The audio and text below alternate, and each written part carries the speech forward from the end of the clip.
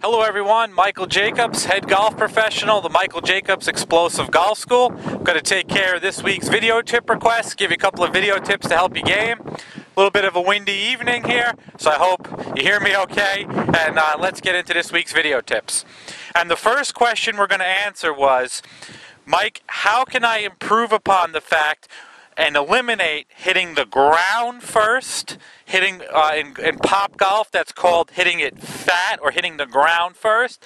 And along with that, how can I avoid hitting the top of the ball first and hitting grounders or thin shots? So that's going to be the answer of our question.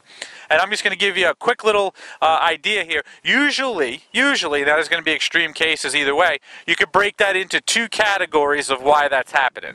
And the first one would be that if someone was keeping that wrist flat as they should, as you studied in our other videos, if they're keeping that wrist flat and they're smacking into the ground, they're bottoming out that club too early.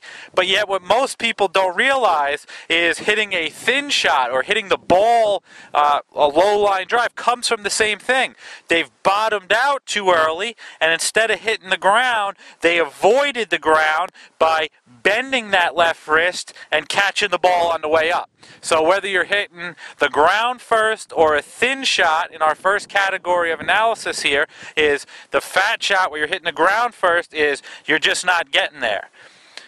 The line drive or the thin shot is you're not getting there, but you're getting there through your wrists. So why does that happen? Well, usually it's a shutdown of your pivot.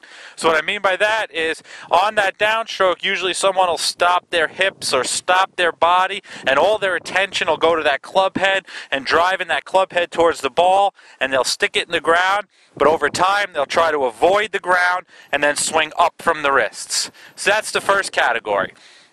The second category would be for someone who would be deemed in our slicer category, to where on the backswing that club face would be severely open. Normally we'd like that club face to lay on the same angle as that flat left wrist. So if that club face is really open on the backswing to where the back of my hand is facing me, as I come down I could stub the ground first, or I can avoid the ground and hit a line drive. I could also come in very sharp from outside the line, and even with a driver just hit one of those ridiculous tops this way. So the answer to the question is, when you're hitting the ground first, you're not getting there. When you're hitting a line drive or a thin shot, you're not getting there, but you're getting there. So hope that helps your game, and I hope you enjoyed that video tip.